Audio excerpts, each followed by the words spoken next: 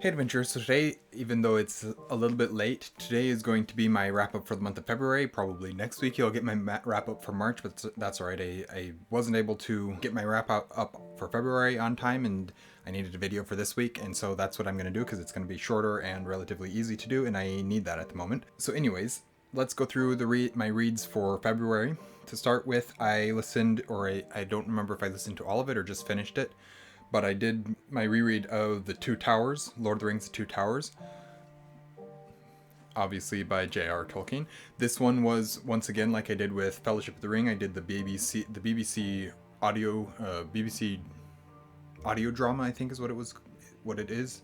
That version of it, where it retells the story for in a different format, in an audio drama format. So they change some things around, remove some things that don't need to be there, or that would make it take too long. Rather, they do need to be there, and they would be really good in there.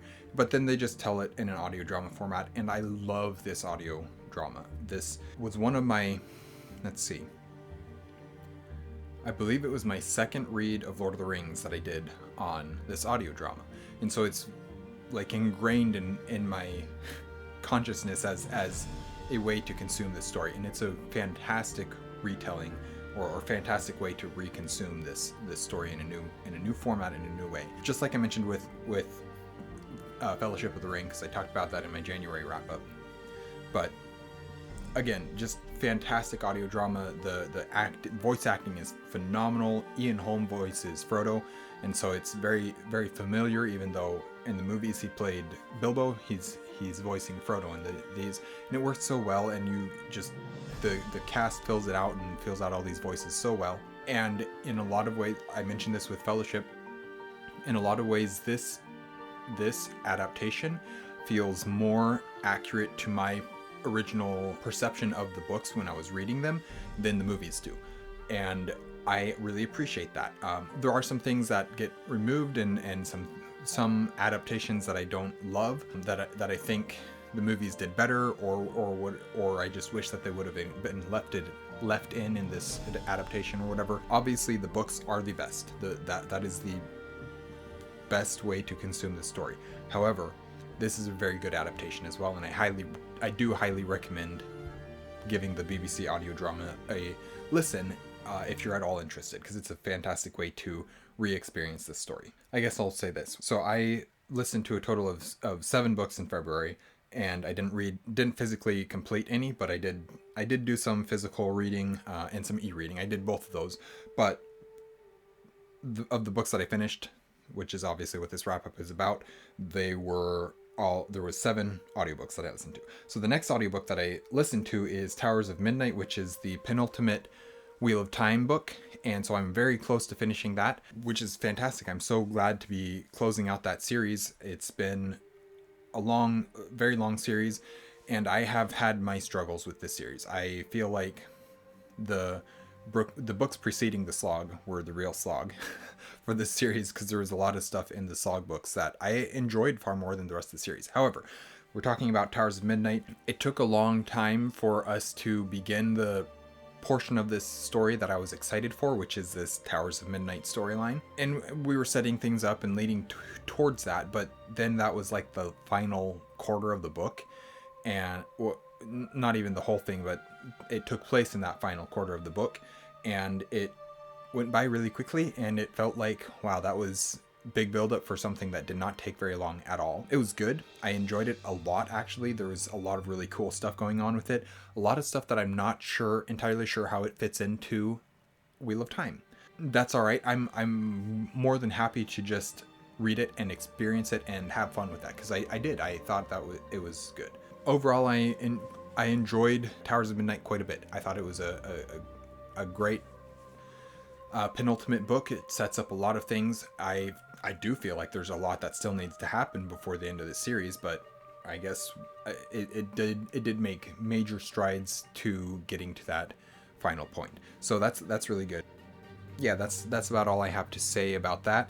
The next book then that I finished would be Lord of the Rings: The Return of the King, the BBC audio drama version of this adaptation. And just like what I said with Two Towers, it's fantastic audio drama. It goes by really quickly. they cut a lot of stuff out in order for it to flow faster and for you to get to the end of the story faster. And that's not necessarily a bad thing, but it is kind of sad because it's just so amazing to be back in this world in whatever format. When it is actually Lord of the Rings, it's so great to be back in this world. When it's actually a direct Tolkien adaptation, Rings of Power doesn't count. I'm sorry, it does not count. But this audio drama is just so fantastic, and you really feel the immersion in this story. Even when they cut out half of the Mordor journey, it's just like there's so much fantastic storytelling in it. The one thing that really damages this version of the story is the fact that we lose a lot of Frodo's struggle. We do not see the build-up for why he is so tired, so beat down, why he's so much at the end of his rope when they finally even make it to Mordor, and then they still have to go all the way across Mordor. So there's some things like that the audio drama fails in a little bit, but overall it's just a fantastic way to experience the story. Then I read the first half and listened to the second half of Paralandra by C.S. Lewis. This is book 2 in the Space Trilogy. So I did not know at all what to expect from this story. I kind of did because I read the first one, but then I started reading it and I was like, this is so weird. And I have a lot of thoughts about this. I actually do have a lot of thoughts about this book. And I think I might forget them before I get to my review of it, which is not good, but I'll try and recover them at least. And I'll end this as I'm talking through this. I'll go back, and when I go to write my review, I'll come back and watch this video, hopefully, to recapture some of my thoughts.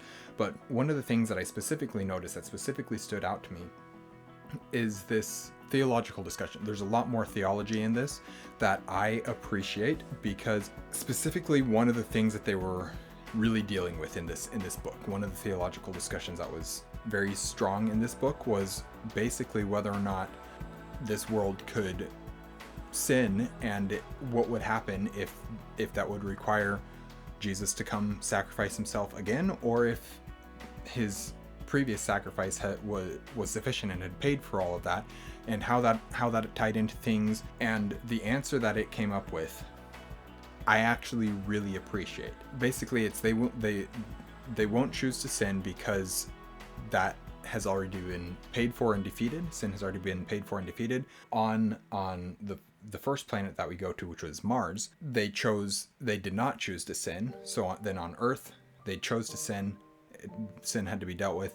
On, I believe this is Venus, they will not choose to sin because it's already been paid for. That has already been dealt with, and I'm not explaining it well, but I like the idea that he came up with it, and in his explanation for it in this book. So yeah, it was really cool to see some theology in these books, because you always hear people talk about Lewis and his theology, and how oftentimes his more theological books are better than his fiction, his fantasy or sci-fi books. And I haven't read very much other stuff outside of Narnia. Basically, I've read Narnia and books 1 and 2 of Space Trilogy and The Great Divorce, and that's all I've read by Lewis. And so I haven't explored his theological writings yet. But it was, anyways, that's neither here nor there. It's just, I found it interesting the way that he decided to write this story and incorporate some of that theology into, and his processing into this story. Not sure that it's entirely accurate. That's neither here nor there either, but it was just, I enjoyed reading about it and hearing the discussions that he chose to have. Next, I listened to, for the second time, I did a reread of Phantastes by George MacDonald. I again listened to the audiobook because I don't have the physical book and it takes me forever to physically read anything. But this time I didn't listen to the LibriVox Volunteers version of it, which I'm so glad that I didn't, because that one is not a great recording.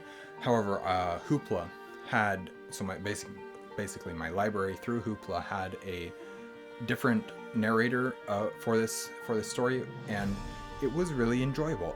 Once again, just a very good story, very adventure. The fantasy, what's it, fairy story. The guy goes into into the woods and goes on all these adventures, and you hear all these stories, and there was things that I was like, I remember this, and I remember how all this happens, but I don't remember why it affects things, how it ties in. So it was really good. It was really fun to reread. I did do it specifically because I wanted to talk about it in my Arthurian, my adventure through Arthurian literature part 3 video. So it was good for, I wanted to go through and re-listen to it so that I could actually have some things to talk about when I read that, because it is Arthurian adjacent to some degree. What else do I want to talk about with that? The narrator for it was female, and the main character is male, and so there's a little bit of a disconnect there. Had I not previously known the story, I would have been confused by who the main character was in the story. I was successfully able to separate my understanding of what was going on versus the narrator's voice. I do think the narrator did a very good job with the narration. It just was a little bit confusing because the main character doesn't really ever refer to himself other than I went and did this, I continued this journey, or something like that. And so it was very hard to, if you're not constantly hearing it would be very hard for you to remember who the main character is. And that's basically all I have to say about that. But yeah, very fun to continue reading. Very fun to read again, I should say. Then I listened to The Death Cure by James Dashner. This is the 3rd book in the Maze Runner series. I think this is the final book in the first part of the series or something like that. The first arc, in the series, or whatever, however it worked. And once again, I rather enjoyed it. I like Dashner's style. I like the dystopian storytelling, the sci-fi world. It's a different sci-fi world than I would have expected. Not my favorite sci-fi world, dystopian world. I like the setting of the Maze Runner the best. This one was better than, I actually do think that this book was better than book 2, which is Scorched Trials. I think Maze Runner is the best, then Death Cure, then Scorched Trials. But there's some interesting relationship things that are happening in here, and character development. So there's some good stuff in this book. I'm not entirely satisfied by the ending, but I think knowing that there's more to come afterwards helps me to be able to accept the ending for what it was, and I am excited to see what happens from there.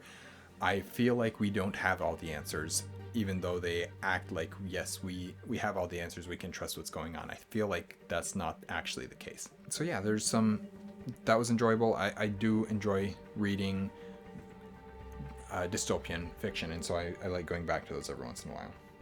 And then the last book that I read is The Pathfinder by James Fenimore Cooper. This is the 3rd book in the Leatherstocking Tales, which is the series that includes The Last of the Mohicans, so I've read now books 1 and 2, obviously, and I've been going through them slowly because they're long books, but it's very fun to read, and I've been enjoying them greatly. Pathfinder, or The Inland Sea, I believe is the other title for it, and very enjoyable.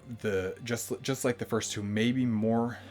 This is very weird because Last of the Mohicans is the most famous one, largely because it was made into a film, very popular film, and Last of the Mohicans is really good. I think I enjoyed both Pathfinder and Deerslayer more than Last of the Mohicans. They're all very close, but I think that I enjoyed both of the other 2 better. Pathfinder, especially this one, we focus on, we're on the Great Lake. What lake are we on?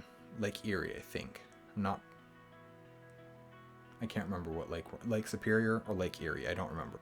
Either way, we're on the Great Lakes, and we're just sailing around the Great Lakes, having all these adventures with Chingachgook and Natty Bumppo, or Pathfinder as he's known in this book. And it's just so fun to go on these adventures and with these characters, meet these new characters. The one thing that I don't love in this book is there was a romance that I didn't care for, especially because it involved a little bit of a love triangle trope, which I also didn't care that much for. It wasn't done it was actually done fairly well, but I don't love love triangles ever, and so it was not my favorite thing to read, but I enjoyed the story as a whole, and the writing is beautiful. The audiobook narration, does not have a great narration. It has a good narration, but not a great narration. and I enjoyed it well enough, but it was not my favorite. I'm absolutely going to continue with the series. I've got 2 books left in the series, I believe, and so maybe I will even try to finish this series up this year so that I can have finished Wheel of Time and Leatherstocking Tales. At least have 2 series that I can mark off for my next time that I do a series check-in video, because that last one makes me feel bad. I have not read nearly enough for the amount of series that I have. Anyways, that is my wrap up for February. I will very quickly here have my wrap up for March.